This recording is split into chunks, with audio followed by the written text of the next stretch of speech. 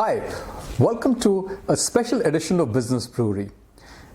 I come from a family of achieving women, and not now, for many decades now. Women took decisions in our households. It wasn't that the men weren't important, but women were very important. So this concept of empowerment didn't exist because it was always there.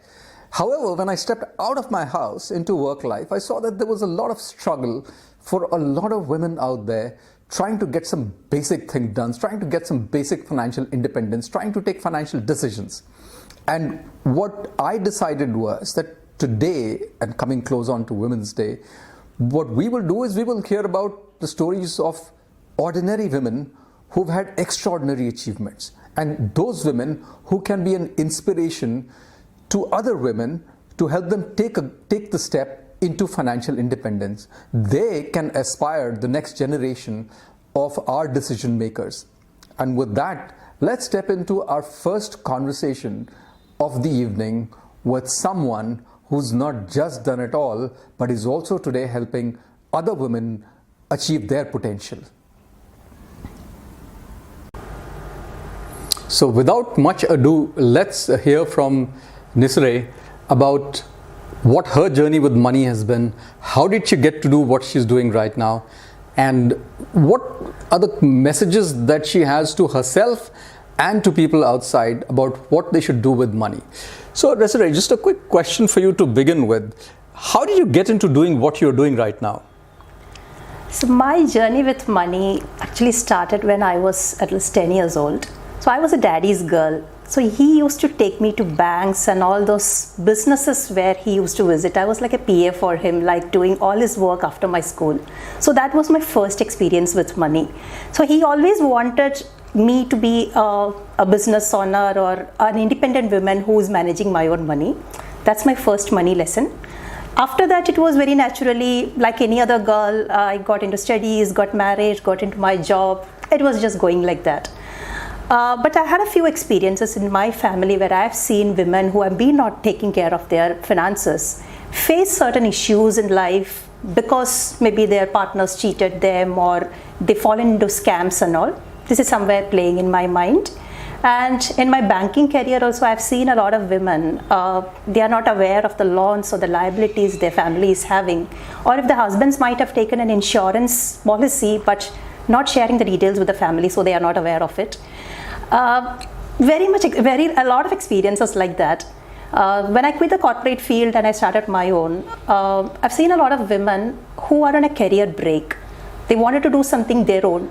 All things they were saying that we don't have financial freedom. So my experience with money is my own personal experience, what I've learned from my dad, being a banker, and also discussing and interacting with a lot of women. So it's kind of diverse, which made me think more what I can do in this field. That ended up starting How Money Talks. I mean, what you say resonates with me so much, and this is something that I hear about as a financial advisor, as an investment manager, that we do have a huge amount of problem when it comes to empowering women. And one of the interesting things is that there was a little survey that was conducted which now says that India has more women than men. There is this entire bubble of healthy population growth may not last as long, so we need to get into all of these things again. The other question that I have for you is, so when you talk about money, I mean, what does it mean to you, or what does it do for you personally? Right? Does it give you security? Does it give you freedom? Or is it something else? Money means different things to me. So generally, like everyone's saying, it's kind of freedom, power. It's a way to do whatever we wish, dream, our aspirations, a way to achieve our aspirations. So independence. Independence, yeah. One way it is independence, but I think like any other women, I'm also having an emotional attachment with money, because when we think about our childhood, the things we bought, the little things, childhood or my teenage, the things we bought with our money, like maybe our first good gift we got, or when I got the first job, I bought something for me, the first house I bought, the first car I bought, all this is linking back to my relationship with money.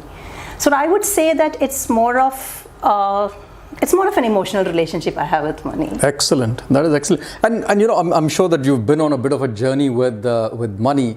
It's been a few years since you were in college. Now, if you were to kind of look back, what is it that you would tell yourself as a young, you know, late teenager going into college that they should do differently now than what you did back then? Today my son is 19. So the first thing when he got into college, we opened an account for him and we told him, whatever pocket money we giving him, out of that you start investing in an SIP or an RD. Oh, excellent. So we have a live example. Yeah, but when I was a college student, nobody told me to do that. So the difference is that today when the kids, they are in the college, their parents, there are more conversation about investment. But way back when I was a student, there were conversations about savings. Because my father used to tell, or maybe in other friend circles also, what I've been seeing is we all talk about inflation, cutting down the expenses. These are the kind of, or maybe even if it is investment, I come from Kerala. So we Keralites are so fond of real estate and gold. Oh, the yes. kind of investments we are talking is always buying a land, buying a house, buying gold. Only this investment means this. Other than the so many other platforms or avenues or even the products which we have, and technology also have advanced a lot, which was not available during that time. So I think as a college student, I was not really thinking about money or investment, but maybe I was a little price conscious. Whatever pocket money, I think the only management I was doing is how I can meet all my aspirations within the pocket money that I'm getting. Today things have changed a lot. Oh yeah, they've changed drastically. I mean, we're talking about the days of Unit 64. The people from the floppy disk era will remember those things. And now we have like nearly 50 mutual funds. We have n number of banks. We have real estate that is in electronic form. We have electronic gold. We have all kinds of things available. Today, just adding one more point. Today, we are doing a lot of financial literacy programs for the students. And the college is also welcoming these programs by telling that students should be aware of investments when they get into the corporate world. Those days it was not aware. So I wish if I could do that when I just got out of the college and got my first job. You know, this is something that I hear, and only from women, right? As to why is it that we are not taught these basic life skills in college? I mean, you learn how to drive, you learn how to cross the road, you learn how to obey traffic rules, you learn how to pay taxes, but you don't learn how to invest, exactly. Right? Now, let's say we don't have that opportunity. There are a lot of people that are out of college now. Majority of the social circle will be out of college. So if there was that one thing, one priority that you would tell women out there, or, you know, young adults, women, what is that one thing you would tell them that they should do now to set them on the path of financial independence? Young women, when they get into the job for the first time, rather than thinking having an investment for their own, at least some of them, different people based on their background or the society which in they live, they have different views about it. Some people just like to give back to their house for their parents or their husbands. That's how they think. Some people start investing for their kids. Some people happily give their money to the husband and they're so happy that he will be taking care of it. And mostly we think about money or investments only at the time of only the month of March when we have to think about the tax. True.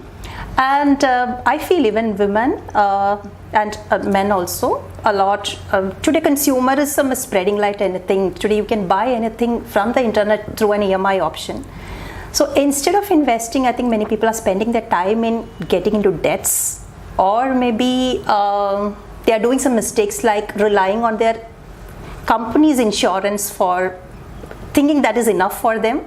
So they're not taking on the responsibility. Yeah, they're not taking the responsibility. Many people, one thing which I've noticed is that many people are interested to having an investments, but something is taking them back for some reasons. Maybe they don't have the confidence, or they have that feeling that I don't know this, maybe my husband is better at doing like this.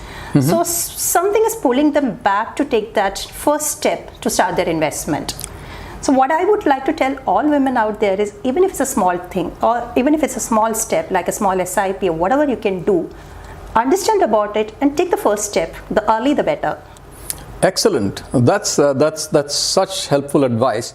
A great journey of many miles starts with a simple step, and Nisary is an excellent example of how you started off with assisting your dad with his banking at a very young age.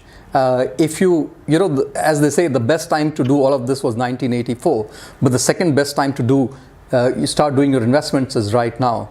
And what better day to start doing this than on Women's Day, 8th of March 2023. So I guess we should take a pledge, take a leaf out of Nisary's book, and start our investment journey today itself. Thank you so much for this lovely conversation, and we hope to do more of these conversations and get the word out there that people should just start. Thank you so much for having me. I just wanted to add one point that during the International Women's Day week, actually, we get a lot of calls from the corporate HRs to do a financial wellness program for their employees. It is good that they are thinking rather than other wellness or any other programs. It's a good sign that they are thinking about financial wellness as a need for women. But what I feel is that Women's Day is not the only time. In fact, in your calendar, every corporate or every company should think that they have enough time or enough sessions planned for taking care of the financial wellness of women, and it's not just restricted to Women's Day.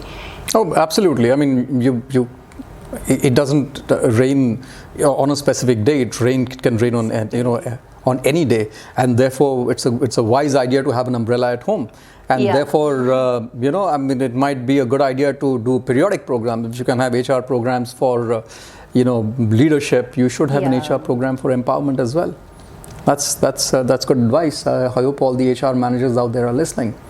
So thank you so much, and we hope to do this more often. More often, yes. It's our pleasure to do this and hear from more women about their stories, their journeys about investments, finance, and their relationship with money, I would say.